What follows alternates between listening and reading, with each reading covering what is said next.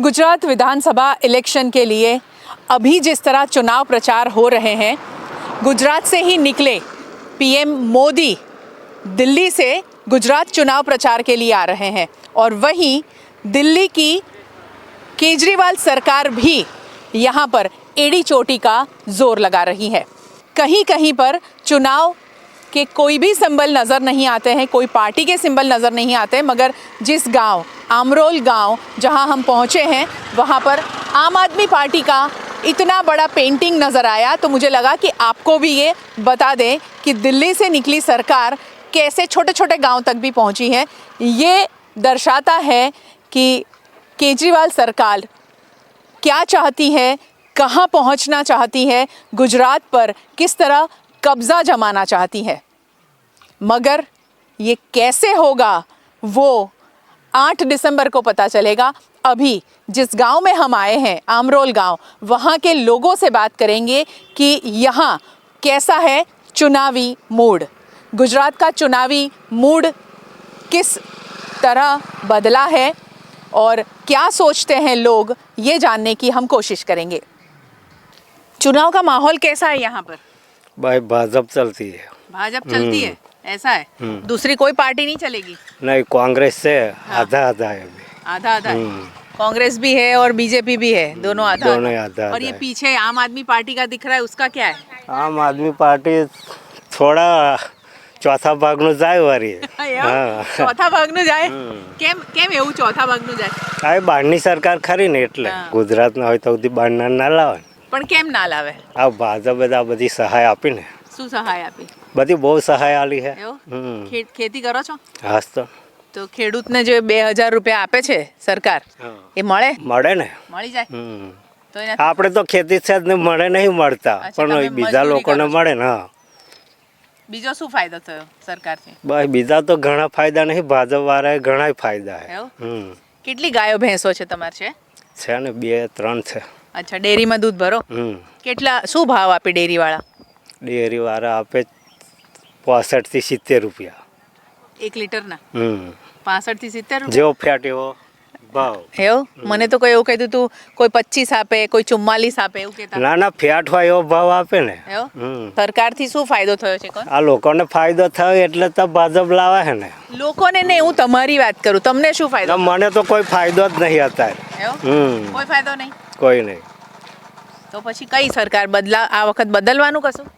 ना, हमें तो भाजपा माणस એટલે ભાજપમાં જ रहिए। इलेक्शन का माहौल कैसा है? चुनाव प्रचार के लिए कोई नेता आए, कोई मिले आप लोगों को? नहीं, हमको तो कोई नहीं मिला है अभी। नहीं मिला? ऐसा? छोटे आदमी को कौन मिलता है अभी? जिसका सिक्का चलता है वही। किस तरह का सिक्का चलता है जिसको? भाजपा का चलता है ना अभी। गरीबों की बहुत खराब हालत है अभी, लेकिन भाजपा सरकार कुछ सोच नहीं रही है। अभी देखो ना, सिलेंडर का भाव गुजरात तो बहुत प्रगति कर रहा है, बहुत इंडस्ट्री बन रही है। बात सही है आपकी, वो अच्छा है, डेवलप हो रहा है, बहुत अच्छी बात है, लेकिन गरीबों का भी सोचना चाहिए ना। अभी मैं 300 रुपया कमा रहा हूँ। 300 यानी मैं रेस्टोरेंट में काम कर रहा हूँ। अभी मैं 300 रुपया कमा रहा हूँ, समझो आप। अभी सिलेंडर कितने का हो गया है? अभी 1100 रुपये का। अभी तेल के डिब्बे का कितना भाव है? 2500 रुपया है। फिर वो अपना लाइट बिल भी कितना होता है? अभी एक आदमी तो कितना करेगा? वो सरकार को ये भी सोचना चाहिए कि गरीबों को क्या करना चाहिए, वो अलग उनका वो होना चाहिए कुछ ऐसा। सरकार तो नहीं सोच रही है, ठीक है। आप क्या सोचते हो सरकार के बारे में? बदलने का सोच रहे हो, कुछ सोच रहे हो? कांग्रेस सरकार अच्छी थी, ऐसा? बहुत अच्छी थी, वो गरीबों का सोच रही थी।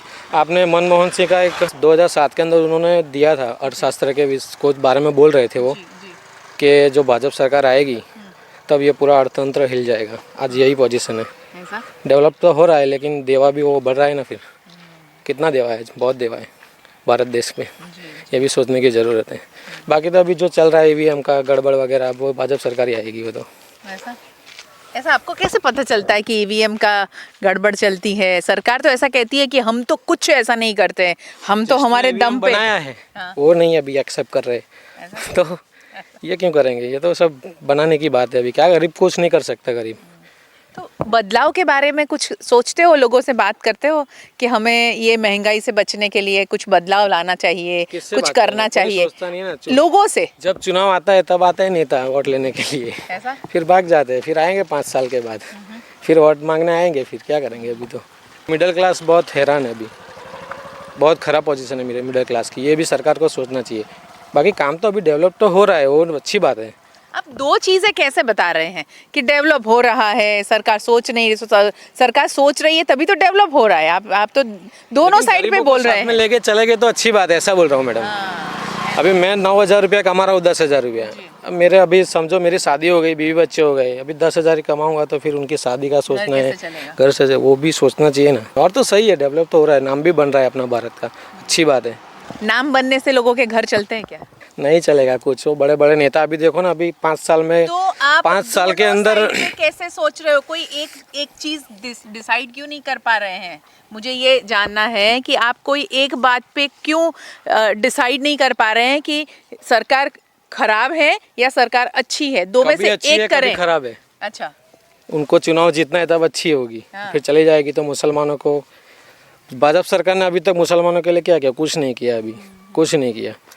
वो वोट लेने आते हैं तब मुसलमान करते हैं, फिर भाग जाते हैं, फिर कोई नहीं सोचता। अभी देखो कितने सब चुनाव हुए, ठीक है, कोई मुसलमान, हमारे मैं मुसलमान हूँ, ओवैसी उसने कितने सब उठाए, वो ट्रिपल तलाक है सब, उसे कोई मुसलमान का नेता कोई नहीं है, ओवैसी के सिवा कोई नहीं है।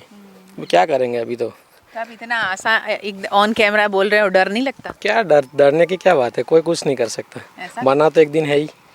ये पीछे जो आम आदमी पार्टी का पोस्टर है, ये पार्टी से कितनी उम्मीदें हैं? आपको लगता है गुजरात वो में कुछ? आएगी तो वो बोल रही है 200 यूनिट फ्री, वो तो अच्छी बात है, मेरे लिए तो अच्छी बात है। कभी देखो अभी मेरा 1520 बिल आ रहा है, वो तो बच जाएगा, वो तो बचेगा ना, तो वो बचत खाता ही हो जाएगा मेरा, वो देंगे तो। वो भाजपा सरकार जैसी है, वो समझो ना, वो भाजपा सरकार जैसी है ना, वो भी बोल रही थी कि ये देंगे वो देंगे, ये देंगे वो देंगे। अब ये भी बोल रहे हैं, आम आदमी पार्टी भी बोल रहे हैं देंगे। अभी क्या पता, दिल्ली में तो हम रहते नहीं है, मगर दिल्ली वाले में बोल रहे हैं। देखो हमको बीजेपी से नहीं, कोई कांग्रेस से नहीं, आम आदमी से हमारा अच्छा होगा तो वो सरकार अच्छी है। अभी आप ही सोचो, मैं अभी अहमदाबाद बड़ौदा जाके आया, मैं 200 का पेट्रोल चला गया। मैं कितने में 300 रुपये में काम कर रहा हूँ, अभी कितने का पेट्रोल गया मेरा? 100 सही है, 100 रुपये बचा। अभी 100 रुपये लेके घर जाऊँगा मैं, वो भी तो सोचना है ना। लेकिन क्या करें, अभी वो सोचेंगे तो होगा। ऊपर वाला बहुत बड़ा बादशाह है अपना। ऊपर वाला बहुत बड़ा बादशाह है। किसी ने बहुत सही कहा था कि हिंदुस्तान ऊपर वाले के भरोसे ही चलता है, और वाकई ये बात साबित होती है जब भी ऐसे लोगों से जब हम बात करते हैं, तो वो जब कहते हैं कि हमारे बस की बात नहीं है, ऊपर वाले पे छोड़ देते हैं और कहते हैं कि जो ऊपर वाला करेगा। बट खैर, ये नीचे वाले जो सरकार चलाने के लिए आपस में जो दो पार्टियां आमने सामने आ जाती हैं, तब पब्लिक को ही सोचना होगा कि कौन सी पार्टी सही है और कौन सी पार्टी उनके लिए फ़ायदा करेगी, कौन सी पार्टी उनको अच्छी ज़िंदगी दे सकेगी, वो आम जनता को ही सोचना होगा।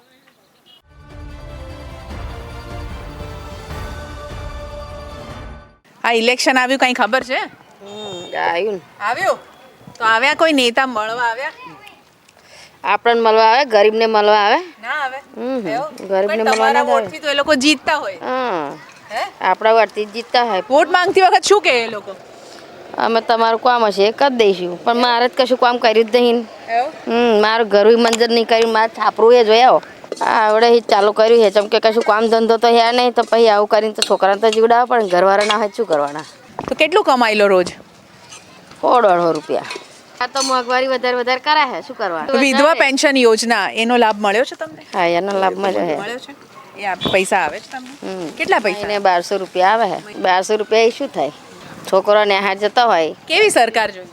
મારા ઘરે નહીં, હજુ ઘર બર બન્યા લઈ એને કહેવાય કે સારું કરે છે એમ. આ બી થોડું ઘણું તો લાભ આલ્યો છે, બીજો તો આપણને નહીં આલ્યો. આ મહિને 1200 રૂપિયા આવે તો ગેસનો બોટલ ભરાય તો ઘરમાં વાપરીએ. કેવી સરકાર જોઈએ?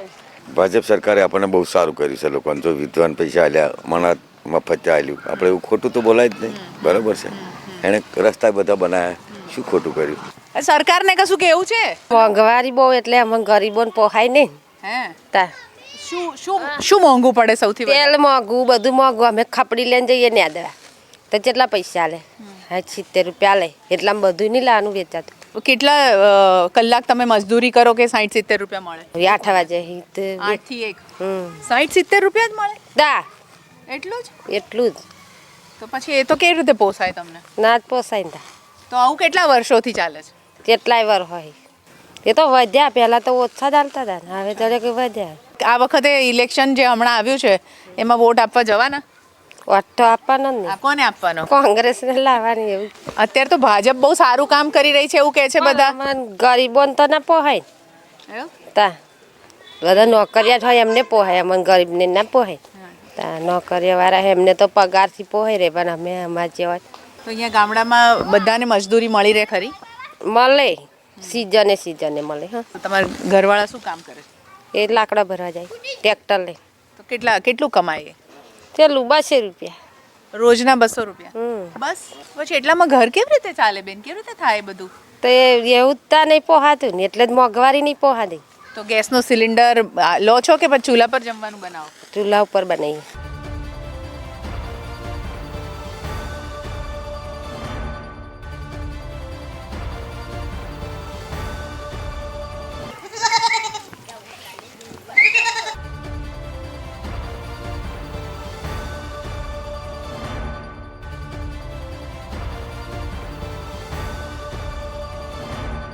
ચૂંટણી આવી ને ચૂંટણી તો આયા હતા નેતા અહીંયા મળવા. તમારો દીકરો શું કમાય? તમારો દીકરો શું કમાય છે? શું કમાવાના પેલો બેસી જો ખાતા કશું કામ નહીં કરતા?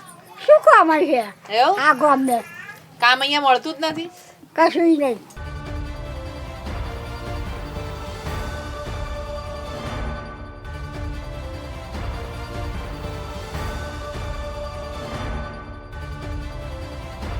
એવું છે?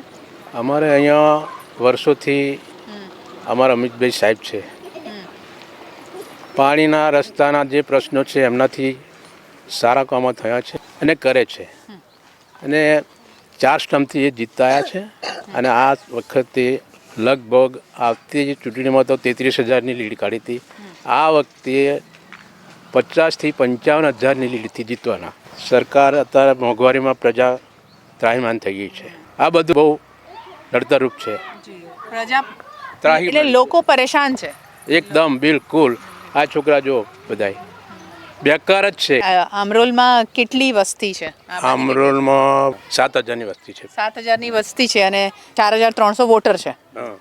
તો એમાં યુવા કેટલા છે જેમને અહીંયા નોકરી મળી છે નથી મળી એના વિશે કહો. 1,500 યુવા તો એવા જ છે કે દરરોજ અહીંથી સાયકલથી સ્કૂટરથી બરોડા રોકડી કામે જાય છે.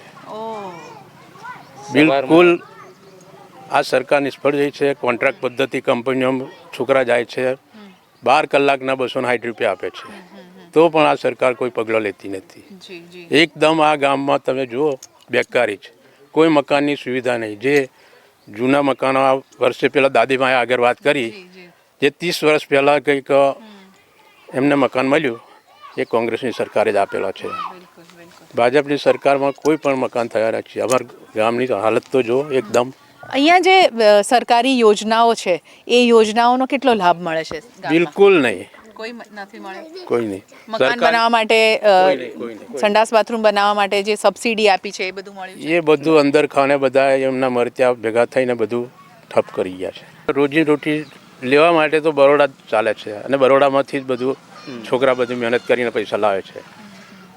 એક આ માધવ સોલંકીએ એમનો આભાર કે આ પુલ બન્યાલો છે એટલે અમારી એ રસ્તો છે, એનાથી અમારી રોજીરોટી મળે છે. દર વર્ષે 6,000 સરકાર આલે છે, પણ અમારે તો આ સલ્ફેટના ભાવ 500 હતા, આ 2 વર્ષમાં 1,000 થઈ ગયા એક બોરીના. એટલે અમારા પૈસા તો 4 ગણા લઈ જાય છે, એનાથી 1% પાછો આપે છે. એટલે નુકસાન તો અમારા જ છે. મોંઘવારી કેટલી? ગેસના બાટલા 400 રૂપિયા સરકારે આપ્યા ફ્રીમાં, ત્યારે 400 રૂપિયા હતા, અત્યારે 1,160 થઈ ગયા. એટલે અમારા તો કેટલા પૈસા ડબલ લઈ જાય છે. આપે છે એના કરતાં તો 4 ગણા પૈસા એવા લઈ જાય છે. અહીંયા શું વાવે છે? અહીંના ખેતરોમાં બધું જ વાવે છે, પણ અત્યારે શું ભાવ મળે એ લોકો જ્યારે વેચવા જાય એપીએમસી? વેચવા જાય અત્યારે ગલોડાનો ભાવ 80 રૂપિયા છે, 30 રૂપિયા અત્યારે 30 રૂપિયા 20 કિલોના. 20 કિલોના હા, દૂધી જો 60 રૂપિયા 20 કિલોના. મોંઘવારી સલ્ફેટમાં ડબલ પૈસા, અમારો માલ જાય તો એના કરતો જીરો. અચ્છા, અને દૂધ જે ડેરીમાં જાય છે એ શું ભાવ જાય છે, શું ફેટથી આપે છે? હવે એમાં બેન એવું છે, ફેટ આવે તો 60 રૂપિયા જાય, ફેટ ના આવે તો 30 રૂપિયા જાય. બદલાવ આવવાનો આખા ગુજરાતમાં પબ્લિક જાગૃત થઈ જાય છે અને આ ફર 100% બદલાવ લાવશે જ અને આવશે જ. મોંઘવારી તો આ સરકારને નડવાની જ છે. લગભગ 300 થી 400 છોકરા બરોડા રોકડીમાં જાય છે. અચ્છા, તમે સવારમાં આવો તો તમને જોવાનું મળે કે 300 થી 400 છોકરા બધાના બરોડા નંદેશ્રી બધે રોકડીમાં જાય છે અને રોજી લાવે અને ઘર ચલાવે, એવી પોઝિશન છે આમરોલની. કેટલા વર્ષોથી આ સ્થિતિ? વર્ષો લગભગ 25-30 વર્ષથી આ પોઝિશન ચાલે. કોઈને કોઈ નોકરી નહીં, એજ્યુકેટ ભણેલા ગણેલા છે નહીં એવું નહીં, એ બધા કડિયા કોમે જાય એવી પોઝિશન છે. એજ્યુકેટ થયેલા છોકરા, બીકોમ થયેલા છે, કોઈને નौकरी મળી નથી અત્યાર સુધી. टैगलाइन है पढ़ेगा गुजरात तो आगे बढ़ेगा गुजरात. अब वो बात जो है सिर्फ बोलने के लिए, लिखने के लिए, कहने के लिए यहाँ नज़र आ रही है. यहाँ से 300 युवा अगर रोज़ाना छोटी मोटी मजदूरी के लिए जाते हैं, जिनके पास में डिग्री भी है, पढ़े लिखे लोग हैं, उनको भी अगर नौकरी नहीं मिलती है तो किस हिसाब से ये दावे हो रहे हैं कि गुजरात में रोज़गारी सबसे ज़्यादा दी गई है, बेरोज़गार कोई आपको नज़र नहीं आएगा, सभी के पास नौकरियां हैं. सवाल यही उठता है.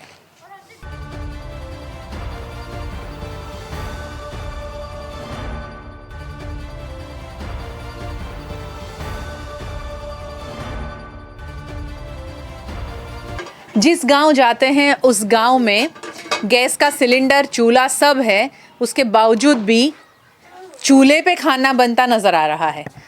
पिछले कई दिनों से हम गांव में दौरा कर रहे हैं और हर जगह पर चूल्हा तो जलता हुआ नज़र आता ही है. उसकी वजह एक ही है कि गैस सिलेंडर के जो दाम हैं 1000 से ज़्यादा, यानी 1100-1200 रुपये, एक गरीब किसान कैसे ये मैनेज कर सकता है. इसीलिए एक टाइम का खाना, एक समय का खाना चूल्हे पे पकाना ही प्रेफर करता है. ગેસ નહીં વાપરતા? નથી ગેસ, ગેસ નથી? ખાલાસ થઈ ગયો. એવું ખલાસ થઈ ગયો?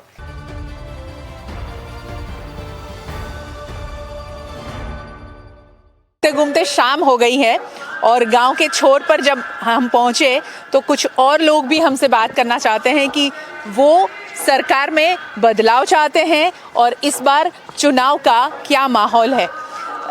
क्या माहौल है अभी गांव में चुनाव का? गांव में चुनाव का माहौल ऐसा है कि अभी बदलाव करने का है. ऐसा ऐसा क्यों बदलाव करने का? ये सरकार अच्छी तो है. महंगाई बहुत है.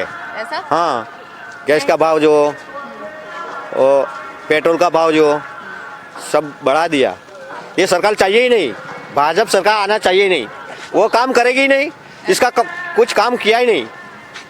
25 साल से तो लोग उनको पसंद कर रहे हैं. कौन पसंद उनको करता बार है? बार उनको इलेक्ट करके ला. कौन पसंद करता है हमको? लोग करते हैं, गुजरात के लोग करते हैं, हाँ, तभी तो वो विकास आए. कहाँ किया है? ऐसा? गौड़ा विशाल को विकास किया है. ऐसा? हाँ, इतना सारा तो विकास किया. कहाँ दिखाओ एक भी विकास इतने दिखाओ अच्छे तो. रोड बने, इतने अच्छे नेशनल कहाँ हाईवे बनाया? बने. वो ग्राहक का पैसा लेके बनाया और खड्डा बनाया. क्या कहाँ पे? कहाँ हम दिखाओ, चलो गांव में ही दिखाता है. गांव में कोई विकास नहीं. गांव में कुछ विकास नहीं है. ऐसा? हाँ, क्या चाहते हैं, किस तरह का विकास चाहते हैं? अच्छा विकास चाहिए. कैसा, मगर कैसा, क्या विकास में क्या चाहिए आपको? क्या चाहिए? रोजगारी चाहिए, शिक्षण चाहिए, सारा दवाखाना सब चाहिए ना हमको. वो गरीब कैसा जिएगा? इस बार गुजरात में 3 पार्टी इलेक्शन लड़ रही है. कांग्रेस, बीजेपी, अब तीसरी पार्टी भी आई है. तीसरी पार्टी कौन सी आई? आम आदमी पार्टी. हाँ. तो क्या होगा इस बार? बदलाव चाहिए, परिवर्तन चाहिए हमको. परिवर्तन आएगा लगता आएगा आएगा, चौकस आएगा. ऐसा? हाँ, 100% आएगा परिवर्तन. लोग तो ऐसा कहते हैं कि नहीं, हम तो खुश हैं इस सरकार से. कोई कोई बोलता है, इसकी पार्टी वाला बोलेगा, लेकिन ऐसा नहीं है. सब लोग नाराज है. बदलाव के लिए क्या करेंगे? वोटिंग ही एक अपने पास में हथियार है. क्या वोट क्या करोगे तो क्या करेंगे? सही पार्टी को दे देगा. सही पार्टी. हाँ, आपने जो 3 बातें कही, एजुकेशन, रोजगारी और हेल्थ, उसके बारे में। तो वो तो जो दिल्ली से सरकार आई है यहाँ पर, यहाँ भी उनको सरकार बनानी है, तो वो पार्टी बहुत ज़्यादा अच्छा काम कर रही है दिल्ली में, तो क्या उनको लाओगे? हाँ, उनको भी लाएंगे। हाँ हाँ, उनको भी लाएंगे। लाएंगे। फिर दूसरा कौन आएगा? दूसरा कांग्रेस आएगा और आम आदमी पार्टी आएगा। अभी 5 लाख का कार्ड है, कहाँ काम लगता है?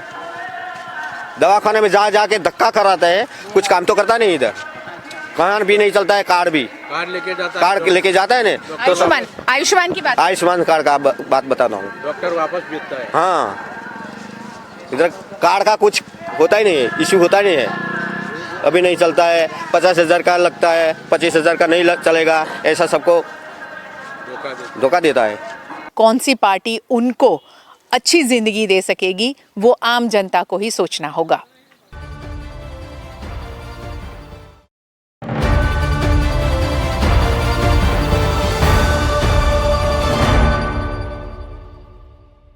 भारत ले रहा है इलेक्ट्रिक अंगड़ाई। क्यों ना हम साथ चले, साथ चले, साथ बढ़े, साथ बढ़े, देश मेरे, देश मेरे। देश को ले जाए नई दिशा की ओर। आपका जॉय, भारत का जॉय। ધોરણ 12 પછી કેનેડામાં ઓછામાં ઓછા બજેટમાં કઈ રીતે સ્ટડી કરી શકાય એનું સંપૂર્ણ માર્ગદર્શન મેળવવા આજે જ વિઝિટ કરો કાનન ઇન્ટરનેશનલ, જ્યાં તમને મળશે IELTS, PTE, TOEFL, GRE અને સેટના કોચિંગ સાથે કોલેજ યુનિવર્સિટીના study options, facilities like mock test, SOP, EMI, education loan, visa filing અને pre departure, everything under one roof. તો આજે જ આવો Kanan International at Trident Complex, racecourse road, Vadodara. વડોદરાના ઘણા વિસ્તારો જેમ કે અકોટા, માંજલપુર, અલકાપુરી, મકરપુરા વગેરે વગેરે વિસ્તારોના લોકો ચિંતામાં છે. આ ચિંતાનું કારણ છે વડોદરાના લોકોમાં વધતી ઈર્ષા. જી હા, અને આ ઈર્ષાનો સ્ત્રોત છે તરસાલી એરિયામાં આવેલ રેઝિડેન્શિયલ પ્રોજેક્ટ દર્શનમ પ્લેસ. ઘણી બધી એમ્યુનિટીઝથી ભરપૂર આ 2 અને 3 BHK પ્રોજેક્ટ બની ગયો છે નવા ઘર શોધવાવાળા લોકો માટે એક અનોખો અવસર. भारत ले रहा है इलेक्ट्रिक अंगड़ाई। क्यों ना हम साथ चले, साथ चले, साथ बढ़े, साथ बढ़े, देश मेरे, देश मेरे। देश को ले जाए नई दिशा की ओर। आपका जॉय, भारत का जॉय।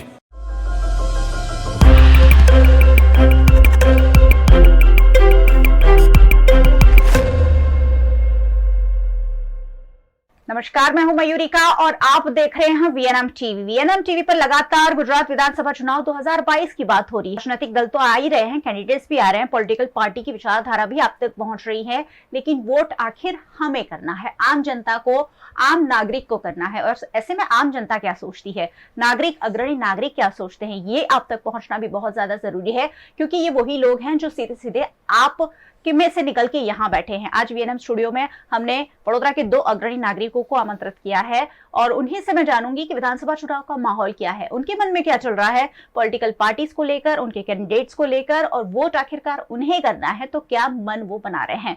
मेरे साथ है डॉक्टर अशोक मेहता, वडोदरा शहर के आई स्पेशलिस्ट, आई सर्जन हैं, जाने माने, आप सब उन्हें जानते ही हैं। और हमारे साथ है एक नया चेहरा मयंक त्रिपाठी। वैसे अगर आप VNM के दर्शक हैं तो मयंक को आपने जरूर देखा है, मेरे कई सारे शोज में वो अपनी राय को बेबाकी से रखते हैं। MS यूनिवर्सिटी के स्टूडेंट हैं, institute of leadership and governance की पढ़ाई कर रहे हैं, ताकि सीधे सीधे कहीं ना कहीं सुशासन, गवर्नेंस से जुड़े हुए हैं, और उनकी जो सोच है पॉलिटिक्स को लेकर, राजनीतिक दलों को लेकर, वो क्या है, वो मैं उनसे जानूंगी। सबसे पहले मेहता सर के पास, सर सबसे पहला सवाल, चुनावी माहौल बहुत चरम पर है, क्या महसूस करते हैं जब अचानक से भारतीय जनता पार्टी, कांग्रेस, आम आदमी पार्टी सब पिक्चर में आ जाते हैं, जो 5 सालों तक कहीं दिखते नहीं हैं?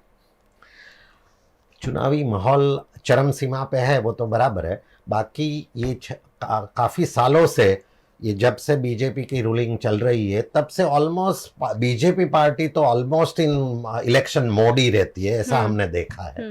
कुछ ना कुछ कार्यक्रम, कुछ ना कुछ, वो जो लोगों को लगता है कि ताइफे हैं, पर वो कुछ ना कुछ होता रहता है। अभी बात करें कि इलेक्शन 2022 का, दिसंबर 5 को बड़ौदा में वोटिंग होगा। बेसिकली इस बार ये इलेक्शन में स्टेट असेंबली में कोई वेव नहीं है, ना तो पॉजिटिव वेव है ना नेगेटिव है। ऐसा भी नहीं है कि ये पार्टी को जिताना ही है या ये पार्टी को हराना ही है।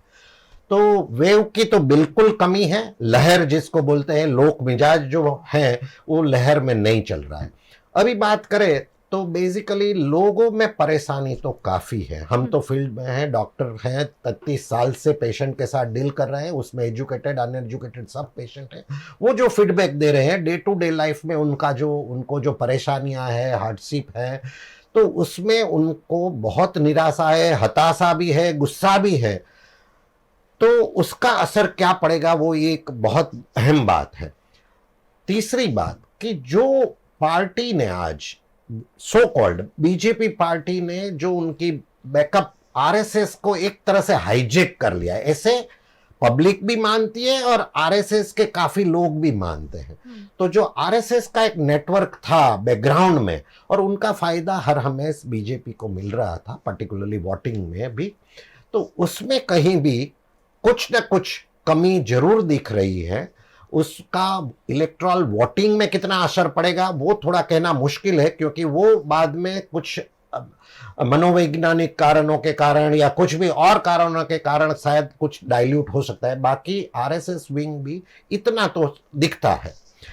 अभी जो बीजेपी का यूएसपी है वो सब जानते हैं, संगठन। वो संगठन जैसे मिस कॉल से बनाया है, पेड है, अनपेड है, जो कुछ भी बोलो, मैन पावर, मसल पावर, जो कुछ भी, पर संगठन उसकी यूएसपी है, पॉजिटिव है और उसका बेखूबी उपयोग वो कर लेते हैं। और लोग भी उनके जो कार्यकर हैं, मैंने जैसे बताया पेड अनपेड जो भी है, वो उसमें टिके रहते हैं। तो बूथ मैनेजमेंट पे जो होगा उसमें उनको फायदा होगा बिल्कुल। बट जो बेसिकली अगेन कि जो स्टेट इलेक्शन है, 27 साल से बीजेपी काम कर रही है यहाँ, और डबल इंजन ट्रिपल इंजन जो बोलो भी, 27 साल से ऑलमोस्ट नगर पालिका, महानगर पालिका, स्टेट, और पिछले 8 साल से करीबन सेंट्रल में भी, फिर भी एक बात लोगों को वो रहती है कि आज पीएम मोदी के सिवा गुजरात में भी किसी लीडर का खुद का कोई जनाधार नहीं है। जो क्या बोलते हैं, कोई लीडर की एक लीडरशिप की इमेज होती है, उनका जनाधार होता है उसकी, वो नहीं दिख रही है। और इसी कारण बीजेपी को स्टेट इलेक्शन में सेंट्रल की टीम पूरी वो करनी पड़ती है, डिप्यूट करनी पड़ती है, असाइन करनी पड़ती है। तो वो भी एक सोचने वाली बात है, क्योंकि पिछले 5 साल में पूरी कैबिनेट बदल दी, पूरी सरकार बदल दी ये बीजेपी ने 1-1.25 साल पहले। तो उसका भी क्या रहस्य था या उसका क्या लॉजिक था या उसका क्या जस्टिफिकेशन है, आज तक लोगों को समझ में नहीं आया। हमें तो नहीं समझ में आ रहा है। हमने तो बहुत बार डिस्कस भी किया कि क्यों क्या हुआ कि पूरी कैबिनेट फुल मंत्रिमंडल बदल देना पड़ा। आइदर दे वर इनएफिशिएंट, वो इनएफेक्टिव थे, इनएफिशिएंट थे, करप्ट थे, कि क्या था, या तो सेंटर को, सेंट्रल लीडरशिप को, जो नाम के तौर पे 2 ही नाम आते हैं गुजरात के लिए सेंट्रल लीडर, उनको अपनी सुप्रीमेसी एस्टैब्लिश करनी थी, पता नहीं। पर वो है 2 बार मुख्यमंत्री बदल दिए। तो फिर गुजरात का क्या हो रहा है? भारतीय जनता पार्टी में कभी भी जवाब नहीं मिलते हैं, किसी भी बात के जवाब नहीं मिलते हैं। जवाब बिल्कुल, और आपकी बात बिल्कुल सही है कि कोई भी नेता, क्योंकि गुजरात मॉडल को तो प्रोजेक्ट करते हैं, लेकिन गुजरात का कोई ऐसा नेता नहीं है जिसे हम देश विदेश में प्रोजेक्ट कर सके कि देखिए हमने यहाँ गुजरात से ये नेता तैयार किया है। 2 नेता जो यहाँ से हमने तैयार करके दिल्ली भेज दिए, अब वो दिल्ली के हैं, लेकिन गुजरात जब जीत रहा होता है वापस उन्हें यहीं आना पड़ता है। और वो अंडर शेडो ही काम कर रहे हैं। जो कोई दिल्ली भी गए हैं सेंट्रल मिनिस्ट्री में भी, उनका भी खुद का कोई वो नहीं है, वो भी अंडर पीएमओ जो भी है उनके शेडो से बाहर नहीं आ सकते। तो ये तो एकदम हकीकत है कि गुजरात के वैसे नहीं है। बाहर देश विदेश में तो क्या, गुजरात में भी हम बोल रहे हैं कि ऐसा नहीं अभी हुआ है कि उनके नाम पे कुछ चले गुजरात में। तो ये एक चीज हुई। दूसरी तीसरी बात जो एक है कि बीजेपी का ये एक क्राइटेरिया सही था कि एज के कारण 75 अबव को एक्टिव पॉलिटिक्स में या तो इलेक्शन टिकट ना दे। वो बिल्कुल सराहनीय है और हमें बहुत अच्छा लगता है कि भाई वो करना चाहिए। ठीक है, 1-2 जगह कुछ अपवाद हुए, पर उसके कारण या तो जो टिकट की एलोकेशन हुई, टिकट का जो कुछ वो हुआ, उसमें जो सो कॉल्ड सीनियर नेता या तो थोड़े बहुत भी जाने माने थे नाम, जैसे सब जानते हैं, उनका नाम दोहराने की जरूरत नहीं है, तो उनको बिल्कुल साइडलाइन किया गया है। जो भी कारण देते हैं कि उनको लोकसभा में काम कर ले जाएंगे, उनको संगठन में देंगे, पर उसके कारण भी मगज, लोगों के मगज में तो द्विधा है ही, साथ साथ पार्टी के कार्यकर्ताओं में भी, नेताओं के मन में भी वो खुल के बाहर आए कि ना आए, पर ऐसे एक वो अपमानजनक स्थिति है। और उसके कारण जो कोई रियल जेन्युइन सिंसियर वर्कर्स हैं उनके मगज में गुस्सा भी है, निराशा भी है, हताशा भी है, तो उनका आंतरिक वो जो है वो शायद कैसे बाहर आए वो बताना मुश्किल है, एकदम वो ऐसे ओपनली ही तो बाहर आया है। इस बार सबने निर्दलीय दावेदारी की है। हाँ। ना सिर्फ गुजरात चुनाव में, एमसीडी के चुनाव में भी वहां पर निर्दलीय दावेदारी हुई है और 11 लोगों को वहां सस्पेंड किया गया है, 7 लोगों को यहां सस्पेंड किया गया है। यानी सबसे बड़ी सुशासन वाली पॉलिटिकल, जिसे पार्टी डिसिप्लिन पार्टी कहा जाता है, वो डिसिप्लिन पार्टी के कार्यकर्ता हिले हुए हैं, क्योंकि पार्टी कभी भी किसी कार्यकर्ता को बड़े लेवल पर नहीं देखना चाहती है। मैं आपके पास लौटूंगी मेहता साहब। मयंक हमारे साथ है, मयंक त्रिपाठी एमएस यूनिवर्सिटी के स्टूडेंट हैं। भाई क्या सोचते हैं आप? वैसे आप दूसरे स्टेट से आते हैं, लेकिन बहुत सालों से आप गुजरात में रह रहे हैं। यहाँ की राजनीति के बारे में क्या परखा, क्या सोचा, क्या समझा? देखिए, गुजरात की राजनीति में सबसे बड़ी शिकायत मेरी ये है कि जो यहाँ का युवा है वो बहुत पॉलिटिकल इलिटरेट है। आप बड़ी बड़ी यूनिवर्सिटीज़ में चले जाइए, जैसे मैं नाम लूँ, एमएस में मैं पढ़ता हूँ, तो वहाँ पर आप जाकर पूछिए कि आपके क्षेत्र का सांसद कौन है, विधायक कौन है, उनको ये भी नहीं पता है। गुजरात में कितनी विधानसभा सीटें, ये भी नहीं पता है। वहाँ से कितने लोग खड़े हो रहे हैं, पॉलिटिकल पार्टीज़ कितनी यहाँ काम कर रही हैं। तो जो पॉलिटिकल इलिटरेसी का माहौल गुजरात में है, खासकर युवाओं के बीच में ज़्यादा रह रहा हूँ, तो युवाओं के बीच में मैंने ये चीज़ देखी है कि पॉलिटिकल लिटरेसी बहुत है गुजरात में। इस मामले में अगर मैं बात करूं, मैं उत्तर प्रदेश से आता हूं, तो वहां पर एकेडमिक्स में क्या पढ़ाई चल रही है इसकी तो मुझे नहीं पता, लेकिन पॉलिटिकल लिटरेसी बहुत है वहां पर। तो पान के गल्ले पे भी पॉलिटिक्स डिस्कस होता है। बिल्कुल बच्चे को पता है कि हमारे विधायक कौन है, सांसद कौन है, और ज्यादातर आप देखेंगे कि यूपी का माहौल ऐसा है। तो गुजरात में इस चीज की कमी है। इसका नुकसान ये होता है कि जब युवा अवेयर नहीं होता इन सब चीजों से कि हमारे क्षेत्र का विधायक कौन है, तो फिर जब वो वोट डालने जाएगा तो मैं ये कैसे मान लूं कि वो उन मुद्दों से अवेयर है कि हमारी आवश्यकताएं क्या है, हमारी जरूरतें क्या है, क्या वो नेता इन आवश्यकताओं को पूरा कर पा रहा है। तो एक समस्या मुझे देखने को मिल रही है। जी, बहुत बड़ी बात है ये। मैं जब भी लोगों के बीच जाती हूँ, जानने की कोशिश करती हूँ कि क्या आपको पता है चुनाव किस दिन है, तो थोड़े से सर खुजाने लगते हैं लोग। अच्छा ठीक है, आपके यहाँ कौन कंटेस्ट कर रहा है आपको पता है? नहीं, मोदी जी को हम वोट देंगे। कंटेस्ट कौन कर रहा है उससे कोई फर्क नहीं पड़ता है, लेकिन मोदी जी हम वोट देंगे। अच्छा भैया, मोदी जी को क्यों वोट देंगे? मोदी जी अच्छा काम कर रहे हैं। अच्छा, मोदी जी ने क्या अच्छा काम किया? उन्होंने ब्रिज बनाए, उन्होंने सड़क बनाई। अरे भैया, आपके सड़क आपके विधायक, आपकी नगर पालिका बनाती है, आपके लोकल जनप्रतिनिधि बनाते हैं, और इसलिए आपका लोकल जनप्रतिनिधि अच्छा होना जरूरी है। मैं यही बात लोगों को समझाने की कोशिश करती हूँ। तो क्या इसका क्या निराकरण हो सकता है? कैसे लोगों को लिटरेट किया जा सकता है? मयंक, देखिए, राजनीति के प्रति जागरूक करने का सबसे अच्छा तरीका है कि हम अपने जो डे टू डे एक्टिविटीज हैं उनको कैसे जी रहे हैं। जैसे कि सुबह अखबार पढ़ना, तो अब न्यूज़पेपर कितने लोग पढ़ रहे हैं ये भी पता होना चाहिए। और क्या हम, मतलब जैसे कि घर में भी एक माहौल ऐसा बना दिया जाता है कि कोई अगर पॉलिटिकल एक्टिविस्ट बन रहा है या स्टूडेंट एक्टिविस्ट बन रहा है तो उसको बोलते हैं अरे पढ़ाई पे ध्यान दो, ये सारी चीजें मत करो।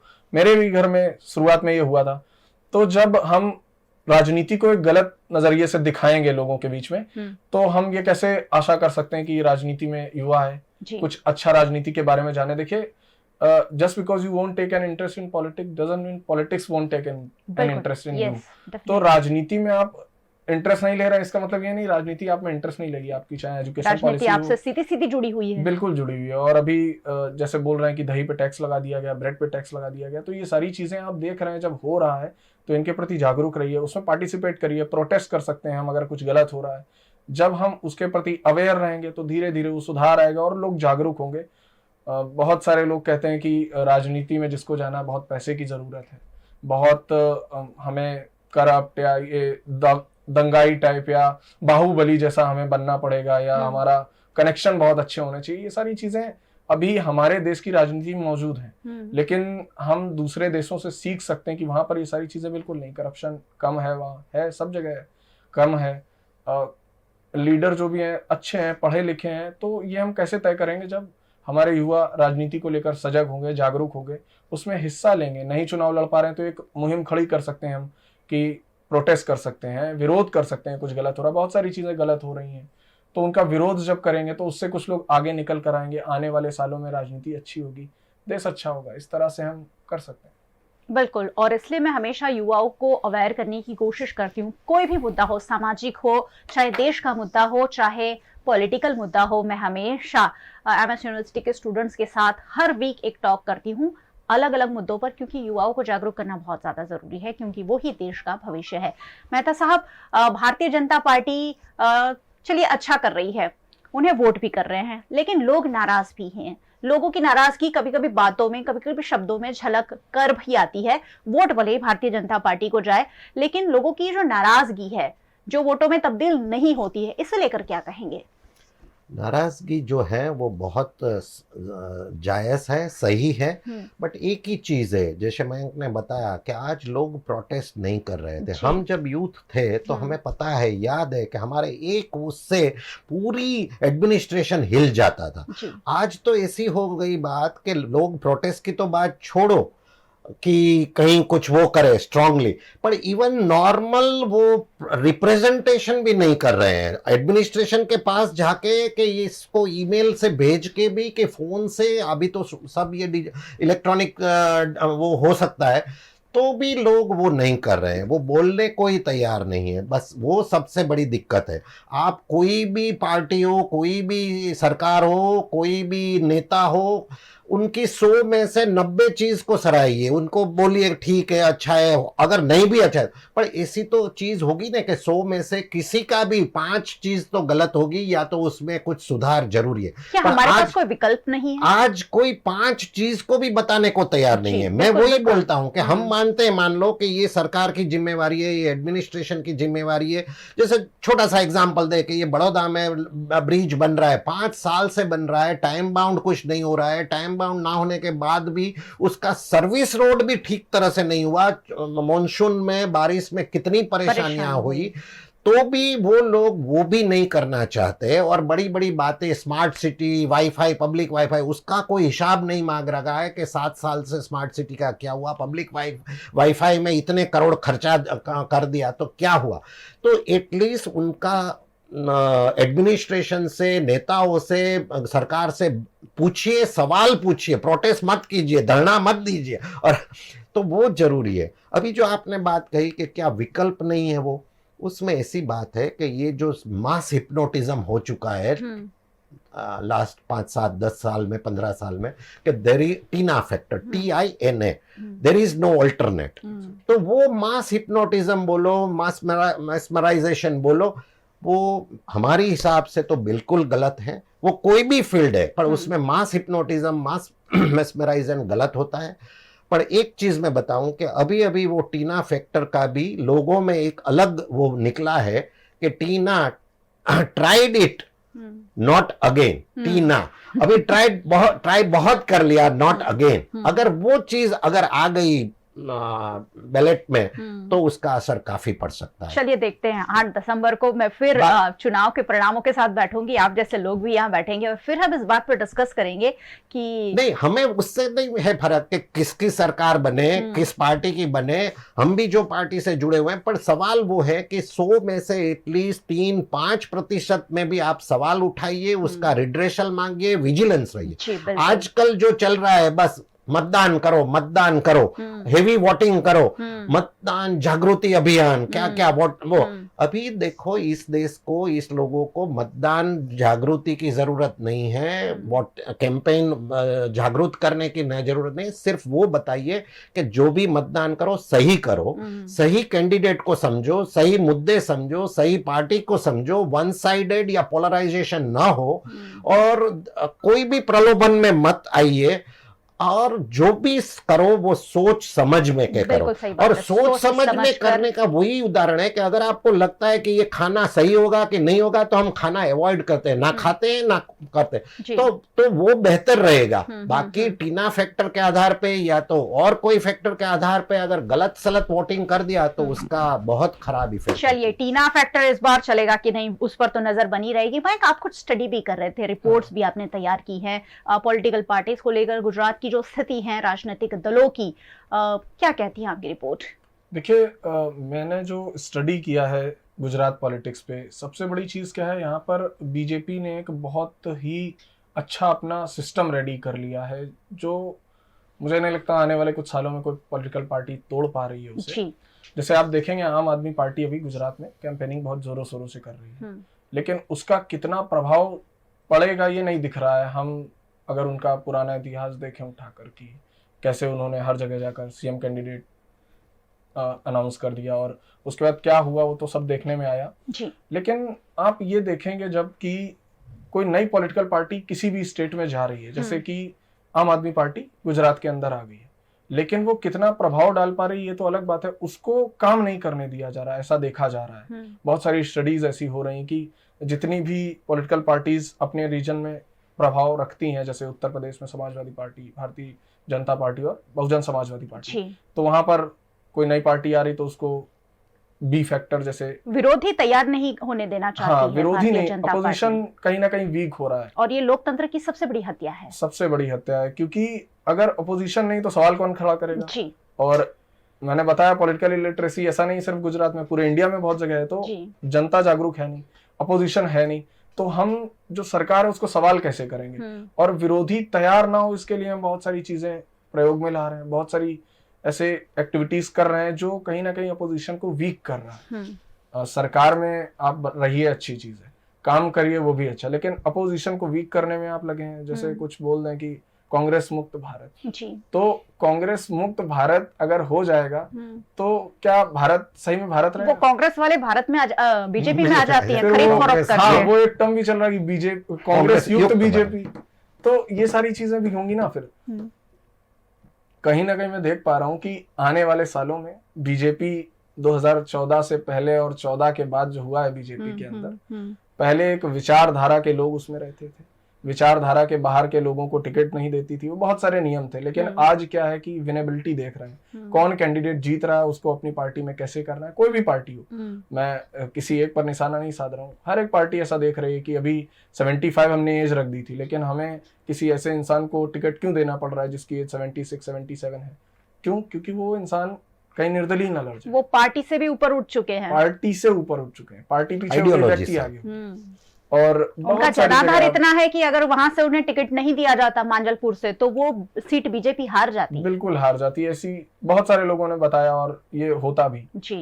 तो ये सारी समस्याएं व्याप्त हैं अभी गुजरात के अंदर, अन्य प्रदेशों में भी।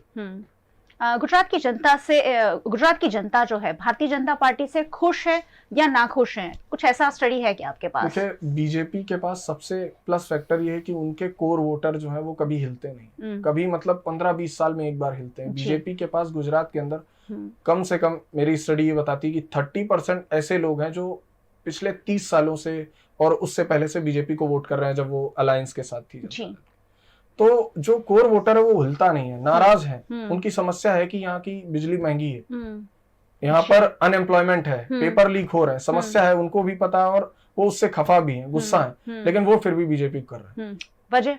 उसका कारण सबसे बड़ा ये आ जाता है कि बीजेपी हर चुनाव से पहले एक वही मुद्दा उठाती कि विचारधारा की लड़ाई। 2014 विचारधारा का चुनाव था, 19 विचारधारा का चुनाव था और 24वीं विचारधारा पे लड़ा जाने वाला है। और स्टार्ट जो स्टेट इलेक्शन होते हैं वहां पे ये ऐसे स्टार्ट कर देते हैं कि आप किसी भी काम को जब कर लेते हैं तब वोट मांगते हैं।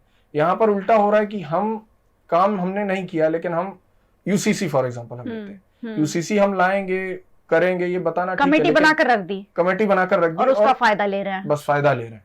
तो ये काम यहाँ भी है, बहुत सारे प्रदेशों में भी कर रहे हैं। ये जो 30% 35% जितना भी वोट शेयर है ये कभी हिल नहीं पाता है।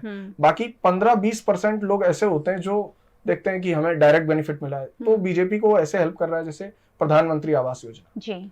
उसमें बहुत सारे लूप होल्स हैं, लेकिन फिर भी कहीं ना कहीं लोगों के पास घर पहुंचे हैं, आवास जी, मिला है जी, उनको। जी। तो जो डायरेक्ट बेनिफिशियरीज है, जैसे किसानों को अभी कुछ पैसा मिल रहा है, जी। तो उनके डायरेक्ट अकाउंट में जा रहा है, उनको कोई मेहनत करने की जरूरत नहीं जी। पड़ रही, सीधे मिल रहा जी। है। तो वो सारे लोग जो 15-20% में आते हैं, वो फिर बीजेपी के पास वोट दे रहे हैं। तो इतने सालों से यहाँ सरकार होने के बावजूद भी जो एंटी इनकम्बेंसी है वो अभी बहुत ज्यादा नहीं दिख रही, थोड़ा इधर उधर हिलता दिख रहा है। बाकी कुछ रिपोर्ट्स तो ऐसी बता रही कि बीजेपी अच्छा परफॉर्म करने वाली, पिछले साल से भी अच्छा करने वाली। पिछले साल तो जिग्नेश, अल्पेश और हार्दिक का जो फैक्टर था 99% सिमट गए थे वो, मतलब उसके बावजूद भी अब वो फैक्टर तो इस बार है नहीं, तो कैसे बीजेपी को कोई डिस्ट्रॉय करेगा, कमजोर कर पाएगा, ये मुझे नहीं दिख पा रहा है यहाँ। बीजेपी ही जीतती हुई दिख रही है और सारी चीजें उसके पक्ष में भी हैं। जैसे अभी आप देखेंगे मोरबी ब्रिज हादसा हुआ, उसको 1-2 दिन के अंदर कैसे वहां से हटा दिया गया पूरी मीडिया से। ट्विटर पे पहले वो काफी ट्वीट्स हो रहे थे उसके बारे में, वो भी एकदम खत्म हो गया, मीडिया ने बात करना छोड़ दिया। लोकल लोगों को बिल्कुल, मतलब आप कहीं भी जाइए वडोदरा में पूछे किसी से कि मोरबी में क्या हुआ, कितने लोग मरे, सब भूल चुके हैं। मतलब ऐसा लग रहा है वो 10 साल पुरानी बात और वो बात अभी 15 दिन पहले की। तो इतने लोग मरते हैं, इतना बड़ा एक कमी सामने आती है सरकार की, एडमिनिस्ट्रेशन की, उस पर कोई सवाल नहीं उठ पा रहा है। कुछ भी कमी दिखती है उसको कैसे हमें पेंट करना, यहाँ पर हमें दाग दिखा उसको तुरंत पेंट कर देते हैं जाकर। तो इस तरह से सरकार से नहीं हट पाते हैं, कमियां हैं, लोग परेशान हैं, उनको शिकायतें हैं, लेकिन फिर भी वोट तो बीजेपी को। भारतीय जनता पार्टी की लीपा पोती इतनी जबरदस्त है कि भारतीय जनता पार्टी को गुजरात से हिलाना भी फिलहाल मुश्किल लग रहा है, लेकिन कोशिश जरूर आम नागरिक और दूसरी पॉलिटिकल पार्टीज कर रही है कि एटलीस्ट कमियों पर सवाल उठाए जाए, उनसे जवाब मांगे जाए। अगर सवाल उठाए जाएंगे तभी उन्हें पता चलेगा कि हमें ये दिक्कत है। मोरबी दुर्घटना की बात है, वहां लोगों को बचाने वाले को टिकट दे दिया जाता है। इससे बड़ा दुर्भाग्य और क्या हो सकता है कि वो उन्होंने जब वहां नदी में छलांग लगाई होगी तब ये नहीं सोचा होगा कि मैं कोई इलेक्शन में कंटेस्ट करने वाला हूं। ये देश का दुर्भाग्य है।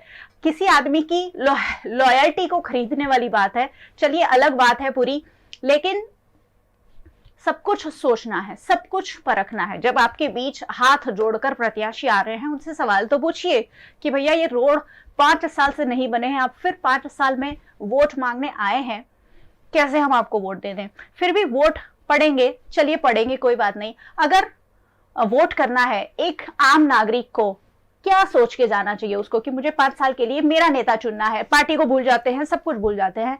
क्या मुद्दे मेहता साहब ध्यान में रखने चाहिए एक नागरिक को? जैसे बात हुई, पर्टिकुलरली कई पार्टीज और बीजेपी अपॉर्चुनिस्टिक पार्टी है और वो सपने दिखाने में माहिर है और उनको वो पता है कि जो कमियां है, कमजोरियां है, फेल्योर्स है, उसको कैसे डिफ्यूज किया जाए। तो लोगों को सबसे पहले वो ग्राउंड रियलिटी समझने की जरूरत है कि सही में जो बाकी की चीज़ हम ना छोड़े, कास्ट, क्रीड, रिलीजन, ज्ञाति, जाति, धर्म की बात पे जो हो रहा है, पर एटलीस्ट जो डे टू डे लाइफ में जो दिक्कतें हैं या सुविधाएं होनी चाहिए, उसकी कमी क्यों महसूस कर रहे हैं इतने सालों के बाद, वो मगज में रखें। दूसरी बात है कि जो कुछ वोटिंग के पहले कोई भी किसी तरह का इमोशनल फैक्टर, किसी तरह का पोलराइजेशन नहीं आना चाहिए। आप इंडिविजुअली सोचिए और कैंडिडेट का एजुकेशन क्या है, उसका सही प्रभाव क्या है, उनकी क्षमता क्या है, उनकी समझ क्या है, उनकी सिंसियरिटी क्या है, इंटीग्रिटी क्या है, वो देखिए। दूसरी बात, पार्टी का बैनर देख सकते हैं, पर पार्टी के बैनर में ऐसा ना हो जाए कि सिर्फ आशाओं में ही बने रहे कि ये तो पार्टी, क्योंकि जो पार्टी है जिन्होंने, जैसे ही अभी बताया कि ये तो या ओपोजिशन खड़े करने की कोई उम्मीद नहीं रख सकता, क्योंकि ओपोजिशन में आने के बाद भी, विपक्ष के नाम पे चूटे जाने के बाद भी, या तो बीजेपी उसके बाद ले लेती है, या इलेक्शन से पहले ले लेती है, या उसके बाद ले लेती है, उसमें जो भी है। तो पार्टी का बैनर देखिए, पर पार्टी का ट्रैक रिकॉर्ड भी साथ में देखिए। दूसरी पार्टी क्या कर रही है, विषय क्या है, वो एक तीसरा वो है पर्सपेक्टिव। तो ये सबसे बड़ी चीज है। और ये सब चीजों में कहीं भी ये अपना ज्ञाति, जाति, समाज, संप्रदाय, धर्म तो आना ही नहीं चाहिए। वो सीधी सी बात है। हम तो वहां तक बोलते हैं राजकीय पार्टियों को कि भाई इसमें आप ओबीसी सेल क्यों रखते हो, ओबीसी सेल की क्या जरूरत है भाई? पॉलिटिकल पार्टीज को वैसे सेल जो है वो रखने ही नहीं चाहिए। जी बिल्कुल। तो ये सब चीज बहुत जरूरी है। और एक ही नाम पे या एक ही उस पे मतलब नहीं है। नेशन इतना बड़ा है, स्ट्रांग नेशन है।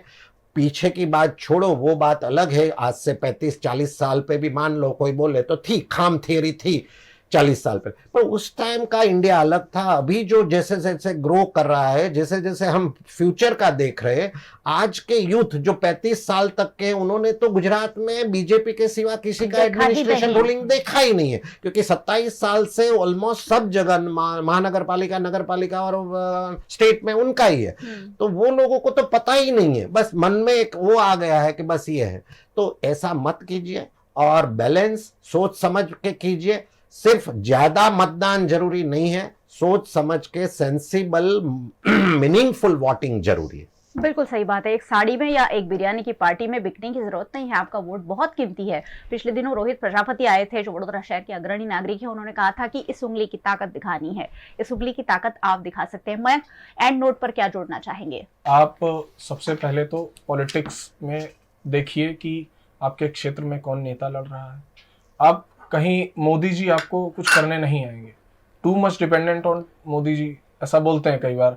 आप डायरेक्ट मोदी जी से आशा मत रखिए। आपके क्षेत्र में कौन है, आप उसको देखिए, उसके बारे में पढ़िए, उसका ट्रैक रिकॉर्ड देखिए। कहीं करप्ट तो नहीं है, वो क्रिमिनल केसेस तो नहीं है, कहीं उसका चरित्र कैसा, कैरेक्टर कैसा, ये सारी चीज़ें देखिए, उनकी स्टडी करिए। दूसरे कैंडिडेट के बारे में पढ़िए, ऐसे 3-4 लोगों के बारे में पढ़िए, फिर वोट करिए जाकर, और अच्छे से वोट करिए। क्योंकि वोट जो है वो चोट दे सकता है किसी भी राजनीतिक पार्टी को, और मुझे लगता है आने वाले सालों में कुछ बड़ा होगा वोट से, जरूर होगा। चोट दे सकता है। जब देश का युवा ऐसा कहता है तो मुझे कहीं ना कहीं उम्मीद जगती है कि ये कुछ अच्छा करेंगे। ये पढ़े लिखे लोग हैं, ये जब फिल्म देखने जाते हैं तब भी गूगल करके जाते हैं कि ये फिल्म हमें देखनी है कि नहीं।